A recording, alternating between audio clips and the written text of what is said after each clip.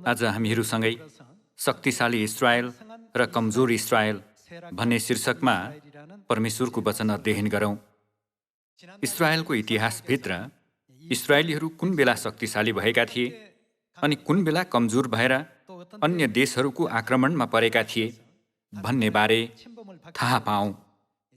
आज हामीहरू विगतको यो इतिहास मार्फत परमेश्वरले हामीलाई दिनुभएको शिक्षा अध्ययन गर्ने समय लिनेछौँ। रोमी 15:4 हेरौँ। अघि लेखिएका कुराहरू हाम्रो के को निम्ति लेखिएका थिए त? वर्तमान समयमा जिरहेका हामीहरूलाई शिक्षा दिनको निम्ति विगतको इतिहासभित्र परमेश्वरको इच्छा सबै समावेश गरिएको छ। यसकारण अघि लेखिएका कुराहरू हाम्रो शिक्षाको निम्ति लेखिएका थिए भनेर जानकारी दिइएको छ। त्यसो भए अघिका इतिहासहरूलाई हेरेर इस्रायल देश कुन बेला कमजोर भएको थियो अनि कुन बेला शक्तिशाली भएको थियो भन्ने कुरा पत्ता लगाउन सक्नेछौँ। न्यायकर्ता अध्याय 3मा एकपटक हेरौँ।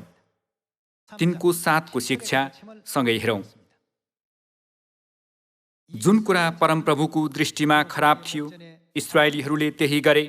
तिनीहरूले परमप्रभु आफ्ना परमेश्वरलाई बिर्से र बाल देवताहरू र असेरा देवीहरूलाई पुज्न लागे भनिएको छ। यस्तो अवस्थाले कस्तो परिणाम निम्ति आयो लगातार हेरौँ। इस्रायलसँग परमप्रभु क्रोधित हुनुभयो र उहाँले तिनीहरूलाई अरामना हाराइमका राजा कुसनरिसातैमको हातमा बेचिदिनुभयो, जसले तिनीहरूलाई 8 वर्षसम्म आफ्नो अधीनमा राखे भनिएको छ। यहाँ हामी एउटा महत्त्वपूर्ण तथ्य पत्ता लगाउन सक्छौँ। इस्रायलीहरू परमेश्वरलाई विश्वासघात गरेर उहाँले दिनुभएका सबै नियम, व्यवस्था र विधिहरूबाट टाढिँदाखेरि इस्रायल देश सधैँ कमजोर हुन पुगेको थियो अनि वरपरका असङ्ख्य देशहरूको कुल्चाइमा परेर लुटिएको थियो। यो अत्यन्तै महत्त्वपूर्ण विषय हो। विश्वासको बाटोमा हिँड्ने क्रममा पनि कुन अवस्थामा हाम्रो सियोन शक्तिशाली हुन सक्छ अनि कुन अवस्थामा कमजोर हुन सक्छ भन्नेतर्फ कृपया सबैजनाले ध्यान दिनुहोस् भन्ने चाहन्छु। तिनीहरूलाई 8 वर्षसम्म आफ्नो अधीनमा राखे। पद 9मा तर जब इस्रायलीहरूले सहायताको निम्ति परमेश्वरलाई पुकारे भनिएको छ। तिनीहरूको जीवन एकदमै दयनीय र पीडादायी भएकोले तिनीहरूले पुकारेका हुन्ने होइन र जब तिनीहरूले परमेश्वरलाई पुकारेर बिन्ती गरे तब उहाँले तिनीहरूलाई छुटाउनलाई कालेबका भाइ कनजका छोरा ओत्निएललाई खडा गर्नुभयो र तिनले तिनीहरूलाई मुक्त गरे। परमप्रभुका आत्मा तिनीमाथि आउनुभयो र तिनी इस्रायलमाथि न्यायकर्ता भए। तिनी युद्ध गर्नलाई निस्के र परमप्रभुले आरामका राजा कुसनरिसातैमलाई तिनको हातमा सुम्पिदिनुभयो। ओत्निएल उनीमाथि विजयी भए भनिएको छ। इस्रायलको भूमिमा शान्ति फर्कियो। यसरी कनजका छोरा ओत्निएलको मृत्यु नहोउन्जेल देशमा 40 वर्षसम्म शान्ति भयो भनिएको छ। तिनीहरूले 40 वर्षसम्म लगनशीलतापूर्वक परमेश्वरको सेवा गरे। परमेश्वरको अनुग्रहप्रति उहाँलाई महिमा र धन्यवाद चढाउँदै तिनीहरूले 40 वर्षसम्म शान्ति उपभोग गरे। कुनै देशले शान्ति उपभोग गर्न सक्ने चाहिँ त्यो देश त्यति नै शक्तिशाली भएकोले हो नि, होइन र? त्यसबेला कमजोर देशहरू सधैँ शक्तिशाली देशको कुल्चाइमा पर्थे। इस्रायलीहरूले 40 वर्षसम्म परमेश्वरको इच्छालाई पछ्याएका हुनाले तिनीहरूले शान्ति उपभोग गर्न सके। अब पद 12मा हेरौँ।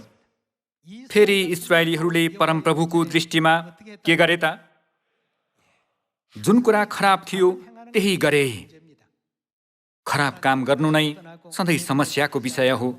तिनीहरूले परमेश्वरको शिक्षालाई त्यागे, उहाँका आज्ञाहरू पालन गरेनन् र आफैलाई परमेश्वरबाट टाढा राखे। इस्रायलीहरूले अन्य जातिहरूको कुरीतिको छलमा परेर त्यसलाई पछ्याएका हुनाले परमेश्वर अत्यन्तै दुखी हुनुभयो। पद 12मा फेरि हेरौँ। फेरि इस्रायलीहरूले परमप्रभुको दृष्टिमा जुन कुरा खराब थियो त्यही गरे। यसै कारण परमप्रभुले मोआबका राजा एग्लोनलाई इस्रायलमाथि अधिकार दिनुभयो एग्लोनले अम्मोनीहरू र अमालेकीहरूलाई युद्धको निम्ति भेला गरे र इस्राएलीहरूलाई आक्रमण गर्नलाई अघि बढे र खजुरका रुखहरूको सहरमाथि अधिकार गरे। इस्राएलीहरू 18 वर्षसम्म मोआबका राजा एग्लोनको अधीनमा रहे भनिएको छ। शक्तिशाली भएको इस्राएल देश फेरि कमजोर भयो अनि 18 वर्षसम्म मोआबका राजा एग्लोनको अधीनमा रह्यो। हामीले न्यायकर्ता, एक इतिहास र एक राजाको पुस्तकमा इस्राएलको विगतको इतिहासलाई ध्यानपूर्वक अध्ययन गर्ने हो भने त्यहाँ शक्तिशाली इस्राएल अथवा कमजोर र शक्तिहीन इस्राएलको दुईवटा स्वरूप देख्न सकिन्छ। त्यसो भए कस्तो अवस्थामा शक्तिशाली स्वरूप र कस्तो अवस्थामा कमजोर स्वरूप देखियो त? परमेश्वरको नियम, आज्ञा र व्यवस्थालाई त्याग्दा इस्राएलीहरूले खराबी भोग्न थाले र फेरि कमजोर बन्न पुगे अनि वरपरका छिमेकी देशहरूको आक्रमणमा परेर त्यस देशको दासको रूपमा जिउने इतिहास बारम्बार दोहोरिएको छ। किन परमेश्वरले वर्तमान समयमा जिरहेका हामीहरूलाई इस्राएलको यस्तो इतिहास देखाइदिनु भएको होला? रोमी 15:4 लेखिएको छ कि अघि लेखिएका कुराहरू हाम्रो के को निम्ति त? शिक्षाको निम्ति लेखिएका थिए भनिएको छ। त्यसो भए यो न्यायकर्ताको पुस्तकको इतिहास मार्फत हामीले लिनुपर्ने परमेश्वरको शिक्षा के होला? परमेश्वरका आज्ञाहरू, नियमहरू र व्यवस्थाहरू अनुग्रहात्मक रूपले पालन गरेको अवस्थामा इस्राएल एक शक्तिशाली देश थियो। परमेश्वरले हामीहरू पनि त्यस्तै भएको चाहनुहुन्न र? पद 12 फेरि हेरौँ। फेरि इस्राएलीहरूले परमप्रभुको दृष्टिमा जुन कुरा खराब थियो त्यही गरे। यसै कारण परमप्रभुले मोआबका राजा एग्लोनलाई इस्राएलमाथि अधिकार दिनुभयो। एग्लोनले अम्मोनीहरू र अमालेकीहरूलाई युद्धको निम्ति भेला गरे र इस्राएलीहरूलाई आक्रमण गर्नलाई अघि बढे र खजुरका रुखहरूको सहरमाथि अधिकार गरे। इस्राएलीहरू 18 वर्षसम्म मोआबका राजा एग्लोनको अधीनमा रहे भनिएको छ। युद्धमा हारे भन्ने अर्थ हो नि। इस्राएलीहरू मोआबका राजा एग्लोनको अधीनमा रहे भन्नाले तिनीहरू मोआबको कब्जामा परेर त्यस देशको दास भए भन्ने अर्थ हो। पद 15 फेरि तिनीहरूले सहायताको निम्ति परमप्रभुलाई पुकारे र उहाँले एकजना मानिस अर्थात् बेन्यामिनी गेराका छोरा देब्रे हात चल्ने एहुदलाई तिनीहरूलाई छुटाउनलाई खडा गर्नुभयो। इस्राएलीहरूले तिनलाई मोआबका राजा एग्लोन कहाँ तिनीहरूको कर तिर्नलाई पठाए। एहुदले आफ्नो निम्ति एक हात लामो एउटा चुपी बनाएर लुगाभित्र दाहिने जाँघमा बाँधिराखे। त्यसपछि तिनी मोआबका राजा एग्लोन कहाँ कर लिएर गए। एग्लोन साह्रै मोटा मानिस थिए। एहुदले कर टक्राइसकेपछि तिनले करको सौगात बोकेर ल्याउने मानिसहरूलाई पठाइदिए। तिनी आफू चाहिँ गिलगालमा भएको मूर्तिहरूको ठाउँदेखि फर्केर आए र तिनले राजालाई भने, हे महाराज, मैले हजुरलाई गुप्तीमा केही भन्नु छ। तब एग्लोनले चुप लाग्ने आदेश दिएर आफ्ना सबै सेवकहरूलाई बाहिर पठाए। जब उनी आफ्नो महलको कौसीको शीतल कोठामा बसिरहेका थिए तब उनका नजिक आएर यहुदले भने, परमेश्वरबाट हजुरलाई मैले एउटा कुरो भन्नु छ। तब एग्लोन आफ्नो आसनबाट उठे र यहुदले आफ्नो देब्रे हातले दाहिनेतिर भएको चुपी निकालेर उनको भुँडीमा रोपिदिए। चुपी बिँड समेत पस्यो र उनको ढाडबाट निस्कियो। बोसोले चुपीलाई छोप्यो। तिनले चुपी निकालेनन् तर त्यत्तिकै अवस्थामा छोडिराखे। तब यहुद दलानमा निस्के र एग्लोनलाई भित्रै छोडेर ढोकाहरू थुनिदिए र तालचा लगाइदिए। यसरी इस्राएलीहरू मोआब देशबाट मुक्त भएको इतिहास देख्न सकिन्छ। पद 30 हेरौँ। यसरी त्यस दिन मोआब इस्राएलको अधीनमा भए र देशमा 80 वर्षसम्म शान्ति भइरह्यो भनिएको छ। यसरी इस्राएलीहरू परमेश्वरलाई त्याग्ने अनि फेरि परमेश्वर कहाँ फर्कने, फेरि परमेश्वरलाई त्याग्ने अनि फेरि पश्चाताप गरेर परमेश्वर कहाँ फर्कने क्रम इस्राएलको इतिहासमा बारम्बार दोहोरियो। परमेश्वरलाई त्याग्दै पछि इस्राएल देश सधैँ अन्य देशहरूको आक्रमणमा पर्यो अनि परमेश्वरको आदर गर्दै पछि यो देशले शान्ति उपभोग गर्नुको साथै अन्य छिमेकी देशहरूबाट कर समेत असुल्यो। यो कुरा इस्राएलको इतिहासमा देख्न सकिन्छ। अध्याय 6 पद 1 हेरौँ। फेरि इस्राएलीहरूले परमप्रभुको दृष्टिमा जुन कुरा खराब थियो त्यही गरे र उहाँले तिनीहरूलाई मिद्यानीका हातमा 7 वर्षसम्म सुम्पिदिनु भयो भनिएको छ। यहाँ फेरि उस्तै घटना बारम्बार दोहोरिएको देख्न सकिन्छ। इस्रायल देशले लगातार खराब कार्य गर्यो र फेरि पश्चाताप गरेर यो देश परमेश्वरतिर फर्कियो। इस्रायल देश परमेश्वरतिर फर्कँदाखेरि परमेश्वरको अनुग्रह पाएर एक शक्तिशाली देश भई वरपरका देशहरूबाट कर असुल्ने शक्तिशाली देश बन्थ्यो। त्यसपछि फेरि इस्राएलीहरू युद्धमा पराजित हुन्थे अनि तिनीहरूले अन्य देशहरूलाई कर तिर्नुपर्ने हुन्थ्यो। तिनीहरू कमजोर हुन्थे, फेरि शक्तिशाली हुन्थे, कमजोर हुन्थे अनि फेरि शक्तिशाली हुन्थे।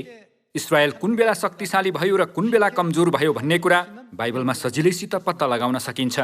यहाँ परमप्रभुले तिनीहरूलाई मिद्यानीका हातमा 7 वर्षसम्म सुम्पिदिनुभयो भनिएको छ। पद 2 मा मिद्यानीहरूको शक्ति यति अत्याचारी थियो कि इस्राएलीहरूलाई पहाडका ओडार, गुफा र सुरक्षित ठाउँहरूमा गएर बस्न करै लाग्यो।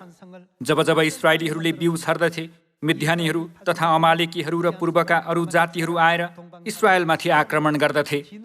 उनीहरू देशमा छाउनी बनाएर बसे र गाजाको छेउसम्मका बालीहरूलाई नाश गरे, यहाँसम्म कि इस्राएलीहरूका निम्ति भेडा, गोरु र अरू कुनै जीवित थोक पनि छोडेनन्। उनीहरू आफ्ना गाई गोरुका बथान र तम्बुहरू लिएर सलहको हुलझैँ आए। मानिस र तिनीहरूका उठहरू अनगिन्ती थिए। देशलाई सखा पार्न आक्रमण गरे भनिएको छ। इस्राएलीहरूले परमेश्वरको दृष्टिमा खराब काम गर्दै पछि सधैँ यस्तो घटना दोहोरिन्थ्यो। पद 6 मा यसरी नै मिद्यानीहरूले इस्राएलीहरूलाई निर्धन बनाइदिए र सहायताको निम्ति तिनीहरूले परमप्रभुलाई पुकारे। तिनीहरूले सहायताको निम्ति परमेश्वरलाई पुकार्दाखेरि पद 25 मा हेर्ने हो भने परमेश्वरले गिदोनलाई पठाउनुभयो। परमेश्वरले इस्राएललाई मिद्यानको हातबाट बचाउन गिदोनलाई पठाउनु भएको र इस्राएललाई फेरि शक्तिशाली देश बनाउनु भएको दृश्य देख्न सकिन्छ। पद 25 मा हेरौँ। त्यसै रात परमप्रभुले गिदोनलाई भन्नुभयो, तेरा बुबाको बगालबाट 7 वर्षे दोस्रो साँडेले तेरा बुबाको बाल देवताको वेदी के गर्दे? भत्काइदे र त्यसको छेउमा भएको असेरा देवीको मूर्ति ढालिदे। तब यही अल्गो स्थानमा परमप्रभु तेरा परमेश्वरको निम्ति ठिक ढाँचाको एउटा वेदी बना र त्यो दोस्रो चाहिँ साँडे लिएर तैँले ढालेको असेराको मूर्तिको काठले होम बलि चढा। तब गिदोनले आफ्ना नोकरहरू मध्येका 10 जनालाई लिएर परमप्रभुले तिनलाई भन्नुभए बमोजिम गरे, तर तिनी आफ्ना पिताका घराना र नगरवासीहरूसँग डराउँदथे। यसै कारण तिनले यो काम दिउँसो होइन तर राति गरे भनिएको छ। यसरी गिदोनले सबै मूर्तिहरूलाई नष्ट गरे। परमेश्वरको अनुग्रहद्वारा गिदोनका 300 जना सेनाहरूले 1,35,000 जना मिद्यानी सेनाहरूलाई जितेको दृश्य अध्याय 8 मा देख्न सकिन्छ। न्यायकर्ता 8:10 मा हेरौँ। जेबह र सल्मुन्ना 15,000 सेनाको साथमा कर्कोरमा थिए। पूर्वका जातिहरूका जम्मै दलबाट बाँकी रहेका सबै यति नै थिए। 1,20,000 सशस्त्र मानिसहरू लडाईँमा मारिएका थिए भनिएको छ। यसरी जित निर्धारण भइसकेको थियो। गिदोनका 300 जना सेनाहरूद्वारा 1,20,000 जना मानिसहरू नष्ट भएको देख्न सकिन्छ। 1,35,000 जना मध्ये 15,000 जना मात्र बाँकी भए र पछि ती बाँकी भएकाहरू पनि मारिए। अन्ततः इस्राएलीहरू मिद्यानीहरूको हातबाट मुक्त भए र फेरि 40 वर्षसम्म इस्राएलमा शान्ति भयो। अध्याय 8 पद 28 मा हेरौँ। यसरी मिद्यानीहरू इस्राएलीहरूको अधीनमा भए। उनीहरूले आफ्ना शिर फेरि ठाडो गर्न सकेनन्। गिदोनको जीवन पर्यन्त 40 वर्षसम्म देशमा के भयो त? शान्ति भयो भनिएको छ। शान्ति भयो भन्नाले वरपरका देशहरूले छुने आँट समेत गर्न नसक्ने त्यस्तो शक्तिशाली देश भयो भन्ने अर्थ हो। यस्तो महान विजय हासिल गरेपछि धेरै मानिसहरूले गिदोनलाई कृपया तपाईँ र तपाईँका परिवार उस्तौँसम्म हाम्रो शासक हुनुहोस् भन्दै बिन्ती गरे। तिनीहरूले यस्तो अनुरोध गर्दा गिदोनले हामीले तिमीहरूमाथि शासन गर्ने छैनौँ, तर केवल परमेश्वरले तिमीहरू अर्थात् इस्राएलमाथि शासन गर्नुहुनेछ। यसकारण परमेश्वरको मात्र भय मान भनेर जवाफ दिए। गिदोनले इस्राएलीहरूलाई यस्तो भनेको दृश्य पद 22 मा हेर्नेछौँ। यसले गर्दा इस्राएलमा ठुलो शान्ति छायो। पद 22 मा इस्राएलीहरूले गिदोनलाई भने, हामीलाई मिद्यानीहरूबाट बचाउनुभयो। अब तपाईँ हाम्रा शासक हुनुहोस्, तपाईँ, का छोरा र तपाईँका नाति। तर गिदोनले जवाफ दिए, म वा मेरो छोराले होइन, तर केवल कसले त?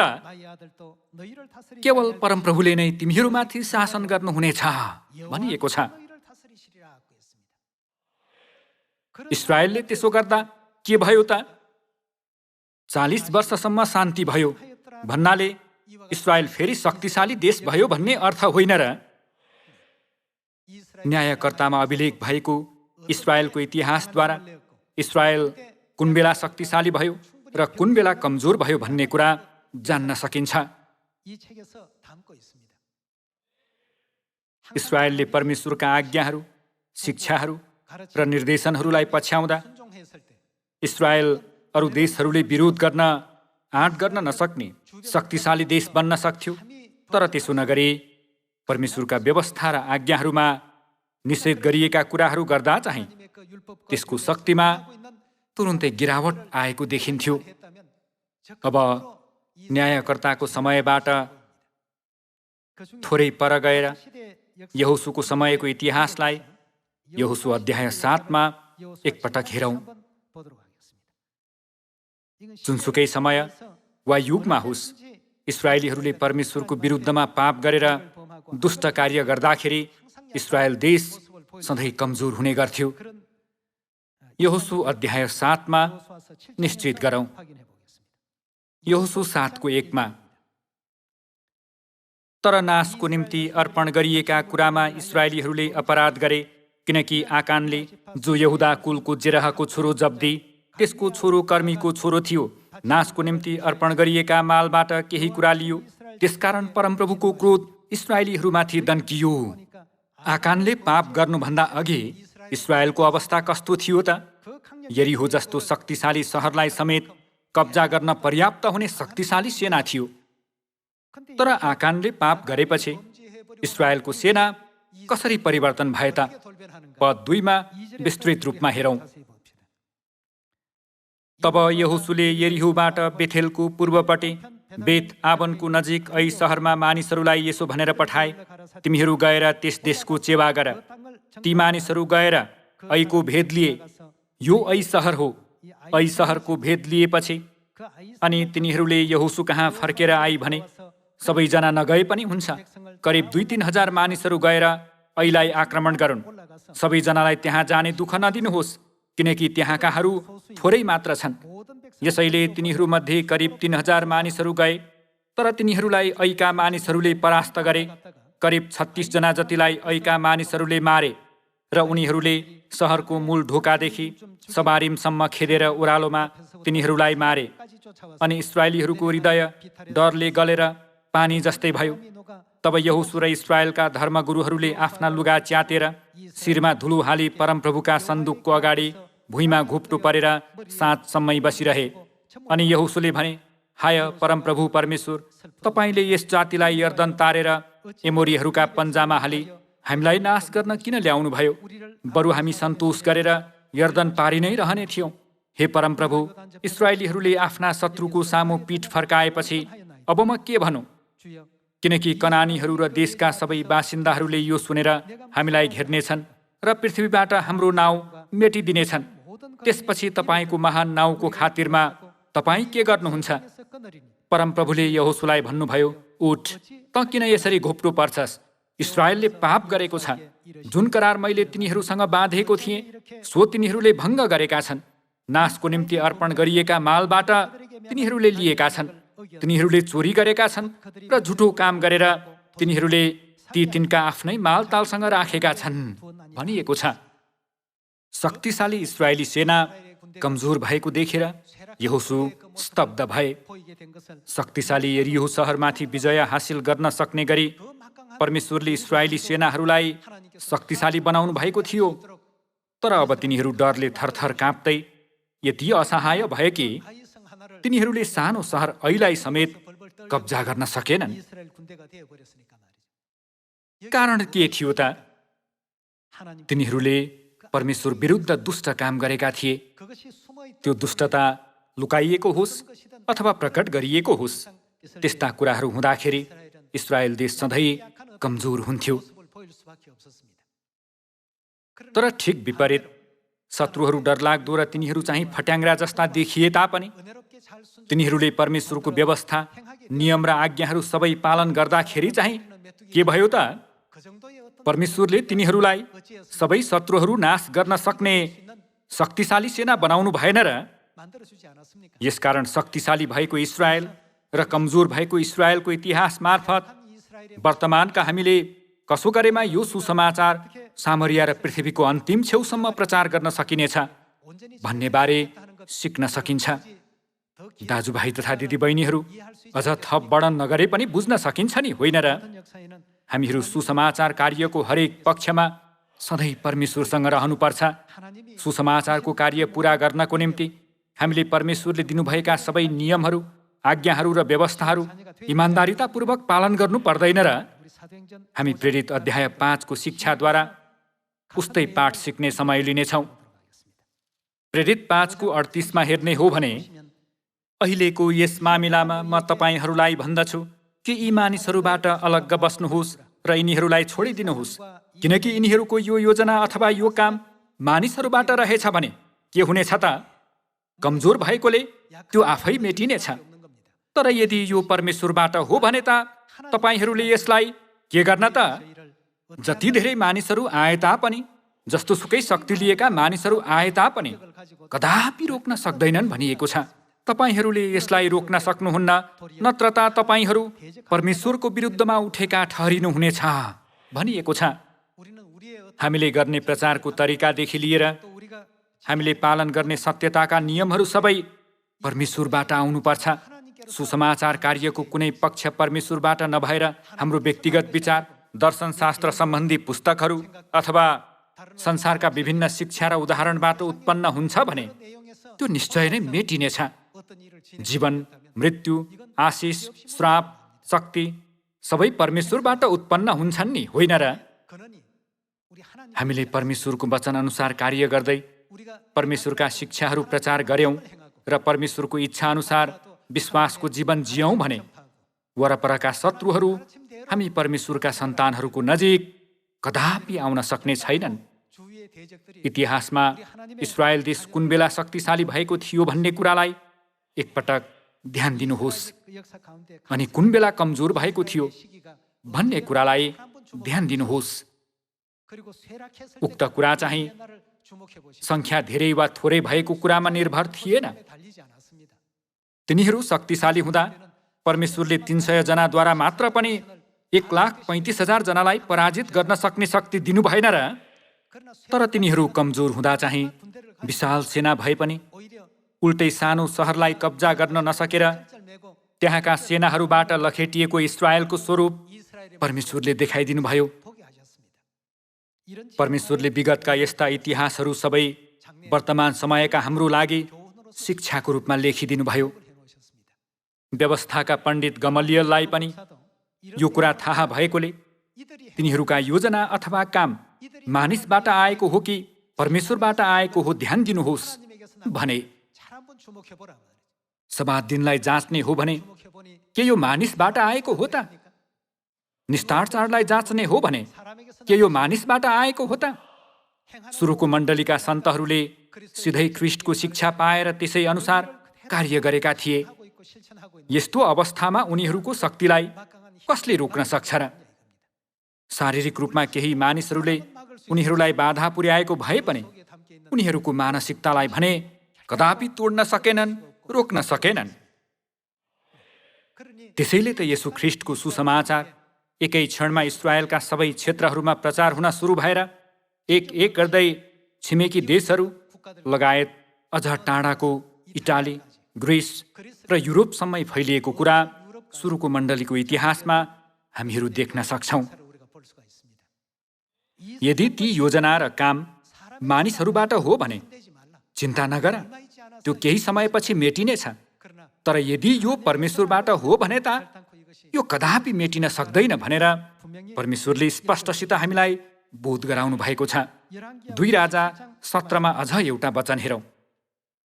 दुष्ट काम गरेर कमजोर भएको इस्रायलको विगतको इतिहासलाई ध्यानपूर्वक अध्ययन गरेर वर्तमान यस युगमा हामीलाई सुम्पिएको परमेश्वरको आज्ञाहरू, नियमहरू र व्यवस्थाहरू राम्ररी पालन गर्न सक्ने हामीहरू सबै हुनुपर्छ। अध्याय 17 को पद 37 मा पल्टाउँ। तिमीहरूका निम्ति उहाँले लेख्नुभएका उर्दीहरू, विधिहरू, विधानहरू र आज्ञाहरू तिमीहरूले होसियारीसित निरन्तर पालन गर्नु। तिमीहरूले अरू देवताको उपासना नगर्नु। मैले तिमीहरूसित बाँधेको करारलाई नभुल्नु र तिमीहरूले अरू देवताहरूको उपासना नगर्नु।